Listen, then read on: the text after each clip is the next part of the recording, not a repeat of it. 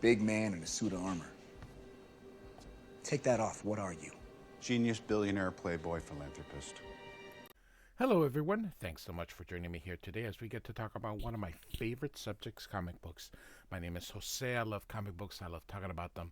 I love sharing them with you. Feel free to follow me on social media if you would like. Links are in the description below.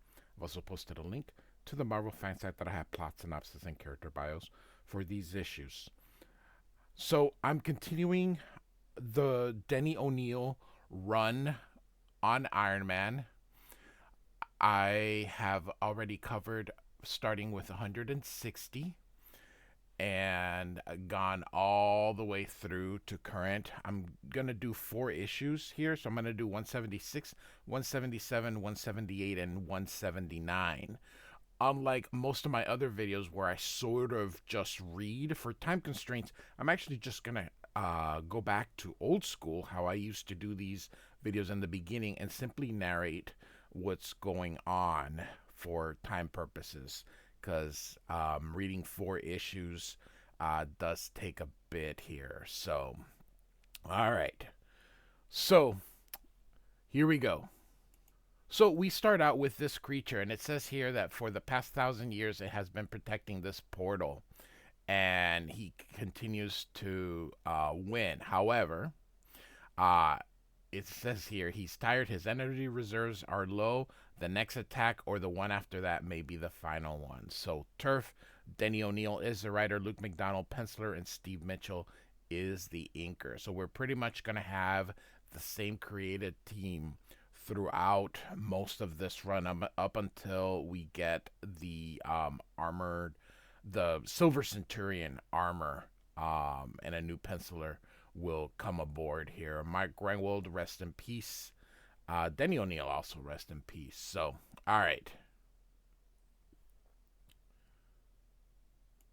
Denny O'Neil tells us here, if he were human, he would be desperate, and he would need help. So now, 2,000 miles away, we get this guy who says, "Get away." I said, "Get away" here, and we see some police officers here.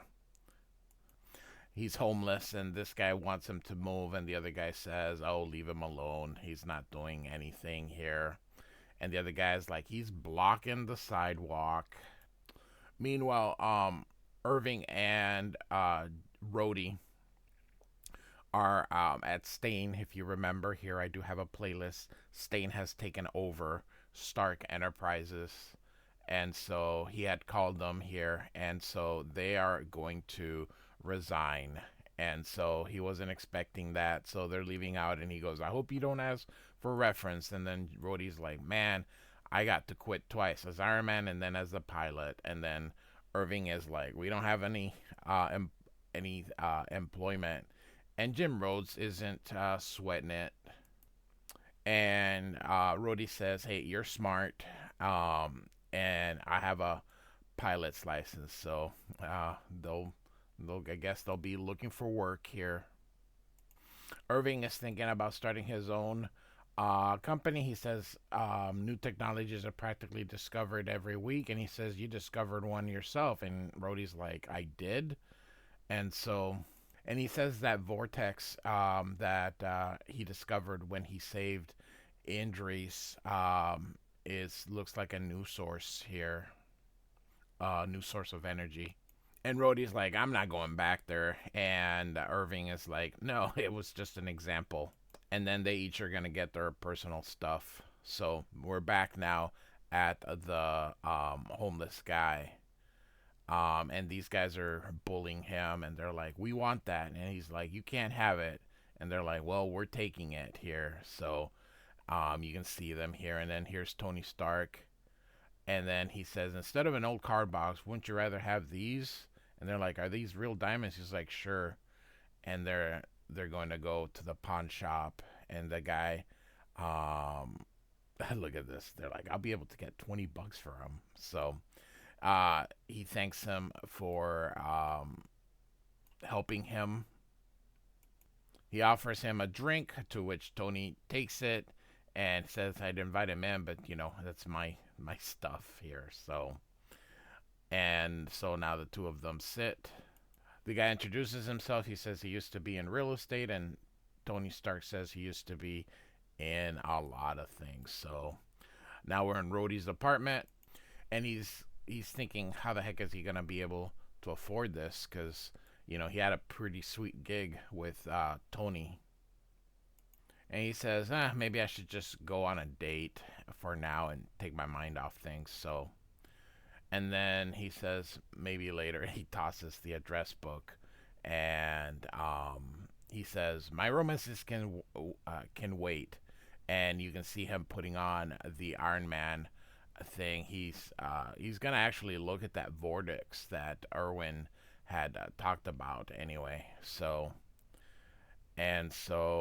he puts it on, and he is like, hey, it's just an excuse to do a number as Iron Man. So I have to tell you that Luke McDonell at first, I didn't think he was very exceptional, but the more I read through these, he's he's pretty good. I don't know if he did anything after Iron Man. So, all right. So, Iron Man's gonna go into the vortex here, and the creature senses that there are invaders preparing to come, and as mentioned before, it needs help, and it wonders from whom, from where. So, all right. And so this guy's like, get to this rat here. He really is protective about that cardboard box here. So, and he says you can't do anything about cockroaches, but you can definitely get rats away. And then he wants a taste of his wine. And so he mentions again that he was in real estate, but unfortunately, lawyers took that from him. And he says he was already kind of drinking back then, so he really wasn't paying attention. So he probably did what other people, alcoholics, do, in which drinking is all that matters. And then he offers Tony another taste, and he's like, sure, why not? And so he says he lost everything except for the booze in that box, and that's his turf. So, all right, so back to Rhodey. So he's going to get that door that was placed there, and then he's attacked, and Rhodey's like, don't you people know that that doesn't work on me? And they said they weren't expecting him, and he says, well, I told you I'd be back. So he wants to check the vortex, and she says that the creature is growing weaker, and she is like psychic, and feels the creature's pain here. And Rhodey is like, is that what creates that gravity at the end? And she's like, no, but just other stuff here. And so Rhodey says he's going to go, and that lady here says she's going to go with him. And Rhodey thinks it might be useful, so off they go here. And back to the homeless shelter. So it looks like we're going to be flipping around from one part to the other here. So they light a fire and to keep warm here. And he talks a little bit, nice thinking job here, and says, hey, you with me, Tony? And he's like, sure.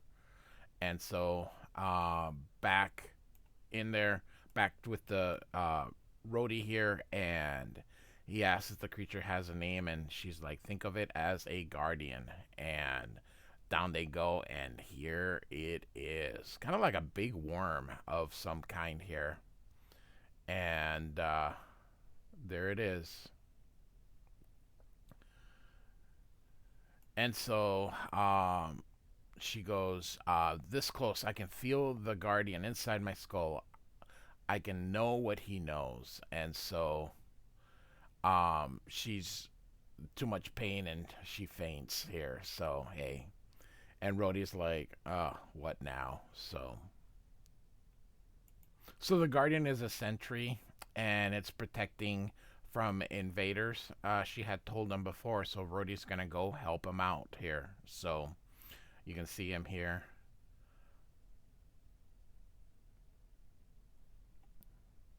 And the girl is like, try to close that portal here. And so it starts to rain, and the homeless man goes inside his box and says, "Nice talking to you." And he looks out, and Tony's just sitting there. He's like, "Oh, come on inside. There's plenty of room for the two of us." But it's a cardboard box against rain. It's going to get in there. But I like that. We'll be warm as toast. I don't know what kind of cardboard box they think can go against water, but that's all right. And so, Rhodey's helping her here, and he's like, "What were you trying to say?" And she's like, "The Guardian." But suddenly there's a um, shot, and so he's throwing a boulder at these things here. Um, so she says, "It's hard to put it into words." He is thinking something like, "Waiting is full. Time to close the portal." And so Rhodey's like, "That makes as much sense as the rest of this deal," which means not a bit. If that has to be closed, why doesn't he close it? He says no energy for the weapon, or perhaps not enough energy. And Rhodey's like, "I have a feeling the ball just landed in my court." So he's going to attempt to do it. And so here he goes. So he shoots at down all these rocks into uh, cover up the portal here. And so he thinks that ought to do it. And she's like, "Look." And then, of course, he asks, "What is happening?" And she says, "I don't know." And so suddenly the creature is gone. So Rhodey's like, "I don't even know what happened here." And so he says here, "This last hour helped me decide something about my life. I don't want to be uh, back to going a wage slave. There's got to be more um, to it." And she says, "They're correct." And of course, he says, "How do you know?" And she's like, "I'm a sensitive, remember?" So he goes back up. And so we end the issue here. And the guy says, "Well, it's gone." And so he's like, Tony's like, "What are you gonna do? Aren't you sad about it?" He says, "Nah, I'll just find another uh, turf." And he says, "Tony, it ain't really important what turf you're protecting, as long as you're protecting something. It gives meaning to your life. You understand? You probably knew that once and you forgot. I didn't, and cause I didn't, I got hope for myself. Someday I'm gonna stop drinking and get things back together for myself. Maybe you will too. Take it easy." And he grabs a piece, kind of looks at it, and then just kind of stays there. So, all right. So now we are with 177 here. Like I said, we're sort of just moving things along. And so Iron Man is underneath this bulldozer here, and same credit team. "Have armor, will travel" is the title, and he's like, "It tickles." And what's going on is he is testing, pressure testing this thing for Clytemnestra. That's Morley's sister. He hates it, and she hates it when he calls him sis here. And so Morley asks her if he has thought about his proposition to go work with him, and she's like, "I've been thinking about nothing else, but it's a risk." And Tony's like, "What are you guys talking about?" And he says, Morley says, or Irving, not Morley, I'm sorry. Irving says, "You and I are out of a job. Well, why not do what Tony Stark did?" And Rhodey's like, "Start our own company?" He's like, "Hey, Cly and him have the smarts, and uh, Rhodey can be the muscle." And he goes, "Sounds interesting. I've been getting bored collecting unemployment." And he's like, "Me too." So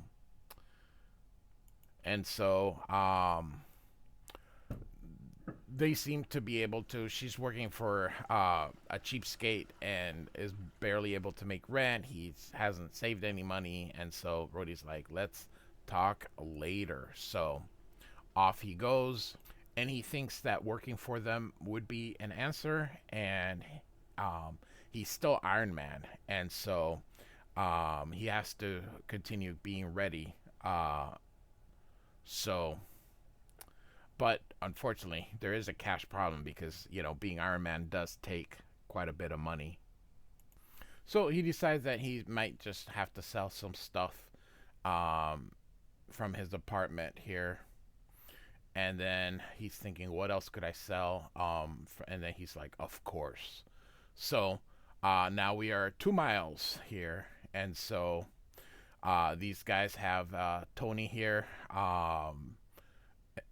Poor Tony. He has been through so much. And Denny O'Neil has really. When this is all done after Denny O'Neil's run, it's remarkable. So I hope you guys are enjoying this trip. So and so the doctor says, oh, I think I recognize him, and then they ask him for his name, and of course he says Tony Stark. And so now we got Power Man and Iron Fist here, and Iron Fist says, to what do we owe the honor? And Power Man says, yeah, hard to believe you'd need Power Man and Iron Fist. And Rhodey says, you guys call yourselves hero for hires. And he says, well, it's the hire part that interests me. I'd like to know how you do it. And they said, he says, do you put an ad on the paper, go on the Merv Griffin show, get the listing into the yellow pages? And Power Man says, let me get this straight. You want to sell your muscle, right? That's it. I want to get paid big bucks for superheroing like you guys. And Iron Fist says, then you may be in luck. We have a case that we're too busy to handle at this very moment. We'd be happy to recommend you. And so basically it's being a bodyguard, pays $1,000 a day. And he goes, are you interested? He goes, real interested. Okay, the man's name is Regis Fusky. That's funny. So, all right. So he goes to him. He goes, oh, that armor, it calls attention. And he doesn't. They're supposed to be anonymous here. And he says, how about if I just carry it in a case? And so he puts on, so he can't be recognized. You can see he puts on a fake beard and puts it in the attaché like Tony. So, and meanwhile, this guy is hiring the Tiger, I think, to catch that guy, and he's gonna deposit him in a base in the jungle. And it goes nothing to it. It looks like this is something that the Kingpin wants to do. And so he says, please remember not to act before you leave the United States.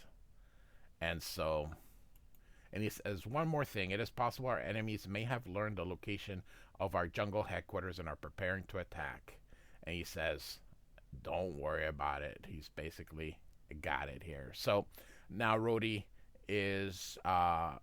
shows up, and he's got the armor here. So they're flying here, and suddenly you can see that it's going into a dive, and of course that Tiger is able to fly, and he grabs that gentleman, and Rhodey goes into action, but he dispatches him. And so he has the case here, and the Tiger says, I'll get that as a bonus. He doesn't know what's in there. And so Rhodey puts on the parachute here and jumps off. So the pilot must be dead here. So he's thinking about being in Vietnam. Remember, this is from the 80s. So at this time, Vietnam wasn't as far away as it is now. So, all right. And so they're saying General Coy employed the Flying Tiger to persuade him to join. And so you can see him here that the gentleman is under this. He's not a super powered person. Looks like it's just a regular person underneath this thing. And so, all right. And so this gentleman demands, what are you going to do for me? And he says, well, we'll await word from General Coy. When it comes, we shall quite probably shoot you. And he's like, oops. And so it looks like we have a coup of some kind here is most likely going in there. And so um, this guy's like, we have reports there may be civilians in the colonel's camps. If that is truly regretful, however, it changes nothing. My orders stand. Bomb them. So, all right. And so Rhodey's trying to get his stuff, and he sees the flying tiger, and she gives him the case, says it's a nice case, and she can't open it, and just tosses it here, which is very convenient here.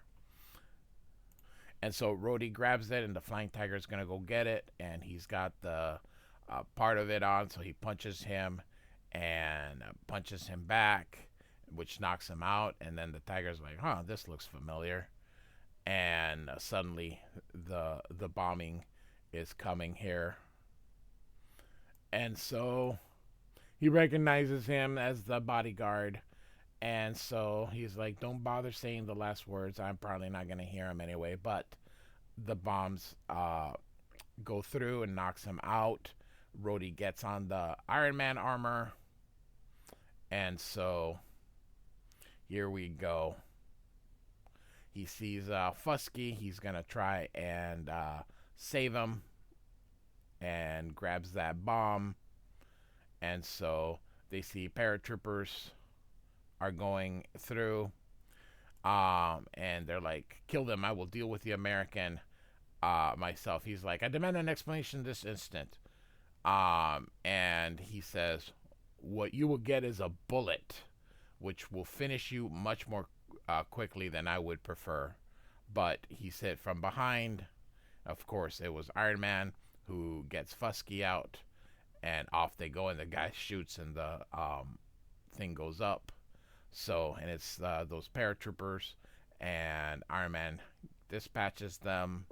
So he goes, and he explains here, the government wished to employ me to determine whether the rebel forces had allies outside the country. The fact that I was kidnapped by a known hireling of the Vietnamese General Coy proves they do. I shall return home and submit my bill for $500,000. And Rhodey's like, 500? And he's like, what kind of business are you in?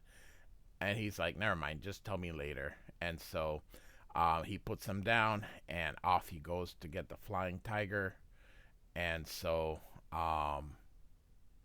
Rhodey, you can see, takes off his glove here and punches him. Wanted to get even, knocking him down. And so he grabs him, puts it back on, and grabs the guy. And Rhodey's like, all right, you owe me $1,000. He goes, minus Social Security, federal, state, and local taxes, and the cost of your transport in my aircraft, of course. So, and he's like, you're charging me for the plane ride? Okay, in that case, since flying you isn't part of my duties, I'll charge you for this ride. Cost you $20. No, 1,000. And he goes, I could learn to enjoy doing business with you. Yes, indeed. So he comes through and gives Irving the check so they can start their business here. And suddenly they're like, what's wrong? He's like, all of a sudden I got a headache. And he says, give me a few minutes. And so back to Tony Stark. And so they're like, we got the poison out of your system. That's what alcohol is. If you keep drinking, well, heart, liver, kidney, brains, nerves, hard to say which of them will go first, but one of them will, and then you'll be dead, or you'll wish you were. He says, it's your power to stop from that from happening. All you have to do is decide never to pick up a drink. Think you can do that, Mr. Stark? And he says, I don't know. And then he says, just leave. And so back to the world. So now we continue here with number 178. It was Assistant Editor's Month, which meant that most of the covers had some kind of humor or thing about it. I know John Byrne was like, yeah, I'm not doing that. But most of them had something. And in this one sort of keeps that theme of a serious cover. And so Here we go. So, this is what happened is all the editors went to San Diego, and the assistant editors all ran the uh, the month in there. So Mike Carlin was the editor, the assistant editor during that time, and Mike Carlin actually went on to have a very long career in comic books. So this issue is kind of divided into two parts, but we're gonna skip the first part here. Bob Harris was the writer for this first part here, and we're gonna then go back to the main story, which continues after this part here. So just kind of showing what it looks like, but I don't know whether or not they just had some fill-in to do, but we do have to go through it just for completion's sake. And so humor, it was the assistant editors month, was a sort of a humor thing. So here we go. Struggle. And so we pick up pretty much where we left off. And so Tony Stark is roaming the streets here. Denny O'Neil, Luke McDonell, and Steve Mitchell. And so this guy gives him like a quarter. And they're like, you shouldn't give your hard-earned money away to bums. And this guy's like, oh, you got to live too. We have always been apathetic as a species, as a society. It doesn't matter. This is 1983, and we are still like this. Anyway, Tony Stark is like, Mister, I'm not a bum, mister. I'm Anthony Stark. I'm a millionaire, inventor, and Iron Man. But, of course, who's going to believe him? And they kind of walked away here. And so these cops here, isn't that the guy we took to the hospital a couple days ago? And they go, yep, let's go talk to him. And they're like, how was detox? And he's like, that wasn't detox. It was a ward. And by the way, this is some screen tones that were being applied, but it looks like stubble. I don't think this is the kind of screen tone that should have been applied here, because it just looks like he has stubble growing here, but it was meant for shading only. I think they used a different kind.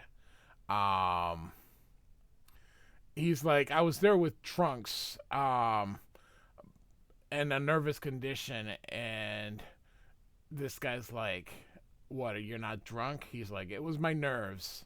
Yeah, 100 proof. And so these people are very unsympathetic. Drinking, it wasn't until really the early 2000s when people started recognizing drinking as a mental disease, unfortunately, an addiction. People really did think that people chose this kind of, and this guy, you can see him just kind of leave him alone here. And so this cop comes back and says, all right, make you a bet. I'll give you $50 if you stay off drinking till midnight. Nothing. And so if you're sober at midnight, he'll give him a 50. And Tony Stark says, deal. And he's like, why'd you do that? Because I don't like drunks, and trying to collect that 50 is going to cost him a lot of hurt. And so he's like, my old man was a drunk. And this guy's, I know, but he's been dead for 10 years. You should let it rest here. So Tony's like, it'll be nice to take his money. You can do anything for 12 hours. And he's like, I'll get some good meal. I'll take a cab to the plaza, have Eggs Benedict and champagne. He goes, oh, no, not champagne. Can't have that. So he's like, great, I don't have any cash, and I have millions in the bank, a huge fortune. I can't even finance a cab, so he's going to use that quarter that guy gave him to call Jim Rhodes. And so Irwin picks up here, and he's like, can I talk to Jim? He's like, this is Morley Irwin. I'm apartment sitting for him. Can I help you? And he goes, no, I don't think so. Is that Mr. Stark? Tony Stark, are you there, sir? and Tony ends up hanging up here. And he goes, well, I barely knew that guy. I don't really want to talk to him. And now he's like, that was my last quarter. So, and so he's going to go look for Vic McDonell because he lives there. He'll lend him a few dollars. And so he wonders if how he's doing now that Obadiah has taken over. He walks, sees the bar, but decides to go through and sees Vic here and sees if he could lend him some money and gives him a 20. And he goes, what are you doing these days? And he goes, I'm still with the company. And then Stark is like, what? And Tony Stark goes, I thought you'd quit when Stain took over your place. And he's, sorry, you thought I'd quit. Not that Tony. He goes, I got bills to pay, man. I need a job. This is, life is expensive. He's like, I'm sorry, and but that is life. And so he goes, so long. And he feels bad because, of course, he feels like he kicked him when he's down. But I mean, it's really the correct answer. I mean, what are you gonna do? So Tony's walking through it. These guys are going into the bar here. And Tony's like, I always thought Martinelli was one of my best friends, and he turned on me like that. Nuts to bed. I'll use Martinelli's 20 to forget the ugly words, the look on his face. No, maybe I'll wait a while. So Tony really is trying not to drink here. So he goes in here to talk. And so and this guy's going to kick him out, and he says he just wants some change. And so he is going to call Mrs. Arbogast, and he's wondering how she's doing, and she says, I'm looking for a job. Working for Stain is difficult. And he says, good for you. And she goes, are you drinking? And he's like, no, not yet. So, and she says, while I was working for you, it wasn't appropriate, but now she really should go to Alcoholics Anonymous. And that it did really good for her cousin. He's like, that's not the kind of problem. Really? And she's like, what kind of a problem is it? And that's one of those things. Alcoholics or people in drugs, people that are, they don't recognize that they have a problem, which is why it's a mental disease. He's like, are you ready to drink something? He's like, no, not yet. Then he's like, well, then leave. And so he's wondering about what kind of problem, and this guy calls him, he goes, Tony Stark. So these two recognize him. They were in detox with him, and he says, hey, I was with you, and I heard that doctor tell you to quit. And so he says the secret is to being a drunk is knowing that it's going to do all that stuff, but then not giving a damn. And so if your liver quit, so what? And so we all gotta go. We all gotta go sometime. And says he'll buy him a drink. And Tony's like, I'll pass. And he's like, what's the matter? We're not good enough for you. And then they insult him, and Tony is all alone. He's like, why? Why didn't I go with them? Why am I torturing myself? I've got to have a drink. Got to. And he's sitting there. He's going through withdrawal here. And so we're now at the last page of this issue. And so this cop is telling him to leave. And he says it's almost midnight, so he's running.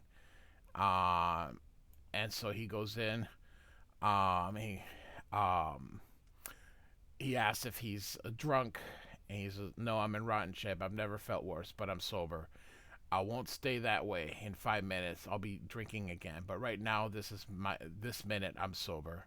And he gives him the 50. He says, officer, thanks. Thanks for showing me how hard it is, for forcing me to realize that alcohol is my problem. And he says, the reason I did it, you see, my old man was a drunk. And so it's a bit of a touching. I know that it's only 10 pages, really, of the main story. But, man, Denny O'Neil, really good job at. Um, he's a fantastic writer. Um, I've covered his. I have a playlist for his Batman stuff. Feel free to check that out if you would like. So he did a fantastic job on that too. And so, here we go to the last issue of this video. Iron Man 179 here. And we've got a green hand here. So, the all new Iron Man, and we have Denny O'Neil, Luke McDonell, and Steve Mitchell. So, the same crew as before. So, and so we see Iron Man here being hit like by a lightning bolt. Mission into darkness. So good, good splash page, by the way. So, all right. So we get a bit of a recap now. This story up here with Iron Man we didn't cover. This was in Iron Man Annual 6, which I skipped over. Part of the reason I skipped over, it's not really part of the story that we're covering. It was not written by Denny O'Neil, so it felt like a bit of a throwaway story. So I decided not to cover it. So Iron Man was with the Eternals here, and he ends up leaving after he's done. And so you see here, he doesn't have any money, so he goes in and uses this old phone by using his electrical things to make a phone call. And Irwin tells him that he has a message from Regis Fusky, and that he's recommended him to a Winston Flan from Hong Kong Royal Arms Hotel. And he says he'll call. And then now we've got Tony with that lady that was had appeared in the last issue here, and the two of them are drinking. And so she goes, I went to the clinic and they told me I'm gonna have a baby. And then she takes a drink. Ain't that a hoot? And Tony's like, I don't know what to say. And she's like, don't say anything. Drink. We're celebrating. It is unfortunate, but people really do this. This is...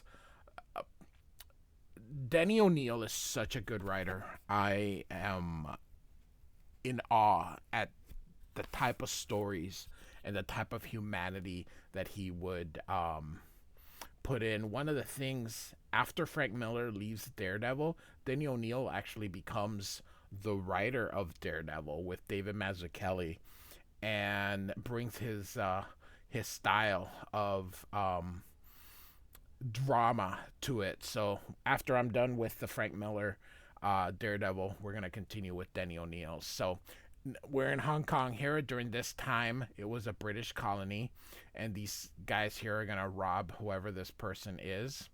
And they go through, but nothing happens, so we have to imagine that that is Iron Man, which it is. So, it's just such a comic book thing to do. And so he shows up, and Rhodey's like, oh, not this again. And so they recognize him, and they go, this is Iron Man. So, and so this guy here is Winston Flan. So he says, come in, sorry for the artillery, but my enemies are everywhere. And this guy's like, everywhere. Man, they look like hippies out of the 70s here. He introduces this guy as Marco. He calls him a fortune teller. He goes, I'm your advisor. And he's like, whatever. I don't make a move without him. And he's doing cocaine here. Oh, my goodness gracious. And so he says he's a movie producer. And he's been working to get a movie done in... he's been working with the Chinese government to shoot in mainland China. And the permission came, and it's been a disaster. So he says he shipped a bunch of film, and when it came, everything was damaged, exposed. And Rhodey goes, the trench coat, that just kills me. Somebody opened the cans to let the lights in, he has, and he's like, nope, the cans were sealed. So So Rhodey tells him that he should get a detective. He's just muscle. He says, no, Marco says you're the man for the job. He says, your vibes are perfect.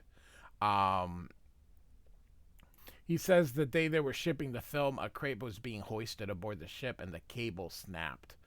And then suddenly one of the laborers bolted forward and caught it. It must have weighed a ton. And so Rhodey is like, what do you want me to do exactly? And so he says, Wynn has another shipment of film arriving tomorrow. We want you to guard it. He says, okay, I guess you hired yourself as a tin suit. But I'm not guaranteeing results. And so the other guy's like, see, he has the right vibes. And so, God, the trench coat here. And so these guys are trying to open a crate. And someone taps them and picks them up here. And they start to scream, and Iron Man hears it, so he's going over there. This guy's thrown. Iron Man catches it, puts him down, and sees that, and picks up this forklift and throws it at Iron Man. Iron Man catches it, still with the trench coat. That is just... And so he's going to see if he can find the person who's inside. And he goes, my head. I never felt anything like that before. Like fish hooks tearing on my brain. I really need to talk to Irwin. Or Tony Stark. Yes, Tony Stark. Yes, I'll speak with him. So this is at the bank here. So, Rhodey is going through some kind of pain. I would gather it is probably from the suit. Tony's trying to withdraw some of his money. He's like, I had millions here. And he's like, well, your account's frozen until certain irregularities are settled. And Tony's like, when? And the guy's like, in a month, perhaps never. And then he's just like, good day, sir. And one more bit of advice. Next time you go to a business meeting, do not do so reeking of cheap liquor. So, and so it was Stain. Stain's the one who's been making sure Tony Stark's life is hell here. So... he says Stark's the last he wants to make sure Stark is no longer a threat to him. Stain is pleased with himself that he has brought Tony down so low here. So Tony tells Gretel here that he wanted to get her a good doctor, but he doesn't have money. And she's like, hey, that's okay. We got $4 left from my check, and that'll buy us a flop for the night. And a couple more bottles of wine. And ain't that enough? So, all right. And so Tony agrees. And he's like, oh, this will do just fine. So, let me tell you something about how I feel about what Denny O'Neil did versus what David Mazzucchelli and Bob Layton did. I feel that Denny O'Neil really expounded on it. And you can really see the effects of alcoholism. If you read Demon in the Bottle with David Michelini and John Romita Jr. and Bob Layton, it felt you didn't have the impact. Oh, goodness gracious. Denny O'Neil really took the time and let the story breathe and really made us feel this depth that Tony Stark really felt in. So, all right. So, Rhodey calls Irwin. So he asks, about the film, what could have caused that and that headache. And he says, I can't help you with the headache. I can just remind you of that it's happened before. As for the film, a number of things could have caused the exposure. The best bet is radioactivity. So if you saw the Green Man, then you can certainly know who it is, the radioactive man. And so he goes, hey, I saw that guy that was glowing. He goes, hey, it's the radioactive man. So, and by the way, he's a Chinese person. So... And so Clyde says, how's he doing? And Irwin says it's always been hard to read him.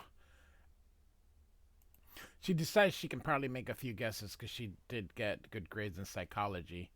And Irwin says, "You got an A on everything, sis." And again, kind of making a point that she hates that term sis. It's Clytemnestra. So she keeps telling him not to call him sis. She thinks that Rhodey is frightened, not physically though. I think that she says here he loves being Iron Man and he's afraid that he's going to have to give it up someday. And at the same time, he seems to be able to doubt the armor. So that's what she thinks is happening here. So,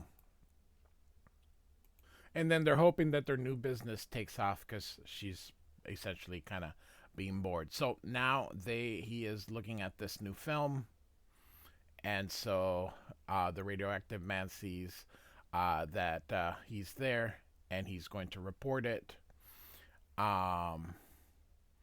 And he says Iron Man is here, and the person on the other side says he may be attempting to intercept our shipment. Lure him away, if possible.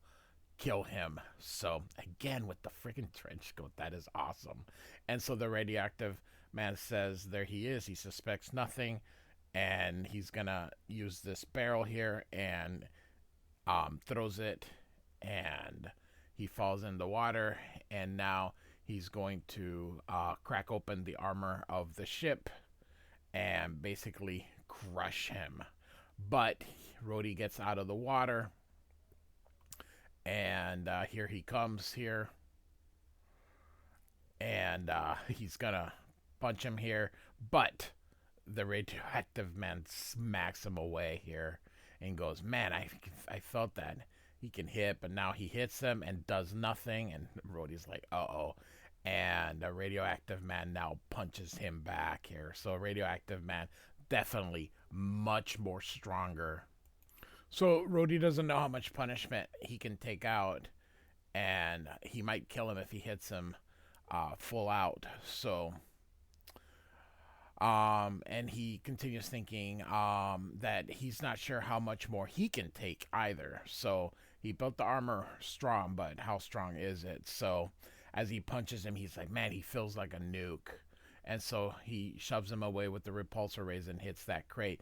But now all of a sudden he stops. He's like, the devices, if they're damaged, he will be furious. So Iron Man's going to use that opportunity here. So he realizes that he's probably the same thing. He's protecting this. So he's going to go toward these things here. And he breaks the pier to have that stuff go overboard with him. So he has to go there. And so you can see him swimming away. And so a little bit of time has passed, and he goes, the seawater destroyed the components here. And now his plans are delayed, perhaps for months. It says, I hold you responsible, and for all your power, you should be frightened. And so Rhodey now goes, frightened? No, I wasn't frightened. More frustrated, he says here. Regardless, he did what was told. He says that it was his radioactivity that was damaging. And so they're going to pay him for his time. And now we get to Tony here. And they're continuing to drink here. And again, this is how people do. People that are drunk, people that have alcoholism. It's about drinking, and that's about it. And so she goes, do you love me? And he goes, of course I do, Gretel. Of course I do. So, all right. So this is going to end the this video here. Iron Man 176, 177, 178, and 179 from 1983. Denny O'Neil and Luke McDonell with Steve Mitchell. Like and subscribe. I do thank you for listening. Goodbye.